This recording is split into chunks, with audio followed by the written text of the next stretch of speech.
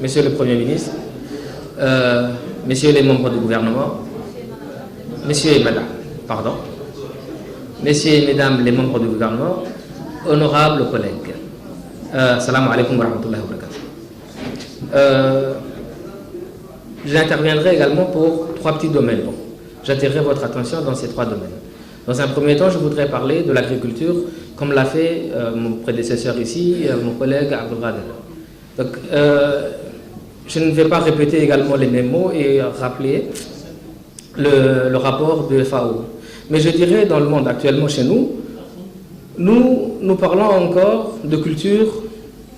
On dit, en fait, nous parlons par exemple des oignons. Nous disons non, mais nos cultivateurs à côté nous disent c'est pas la saison des oignons, non, c'est pas la saison des tomates, non, ce n'est plus la saison des machins. Alors que dans le monde, on parle de culture, pas d'hors saison, mais on parle de culture hors sol. Quand est-ce que nous parviendrons à ceci? Pourquoi ne pas axer?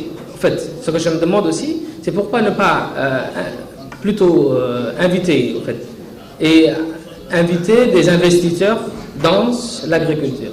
Parce que l'agriculture reste également, pour nous, par exemple, la région de Dikil, c'est devenu notre spécialité.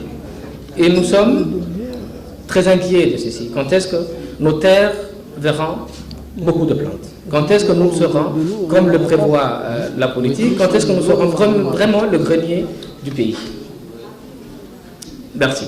Dans un deuxième temps, je parlerai de la décentralisation. C'est vrai, ça fait depuis un certain temps qu'on a adopté la décentralisation, mais jusqu'à présent, en fait, ce n'est pas vraiment, pas seulement, je ne dirais pas structuré, mais ça ne démarre pas comme il faut. Que prévoyez-vous, Monsieur le Premier ministre, pour séparer, par exemple, les compétences de chacun et définir les compétences de chacun dans ce domaine?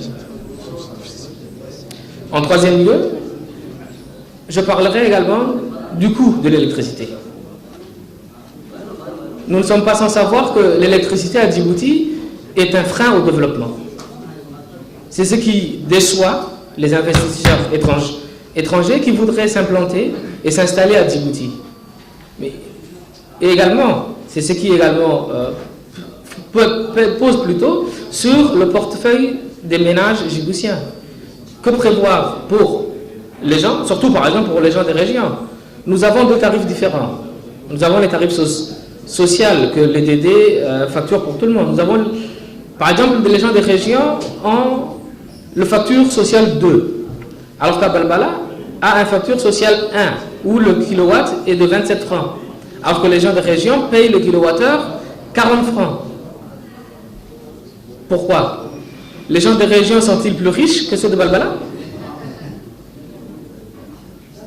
Et puis également, ne pouvions pas, dans l'investissement, prévoir un système, je ne sais pas, où l'État pourrait garder des prix différents, vraiment abordables pour tous ceux qui pourraient s'installer chez nous.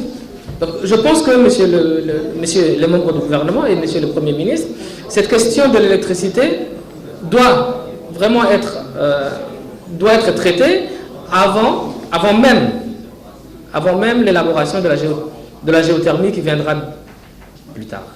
Et dans l'immédiat peut-être, je pense. Merci beaucoup.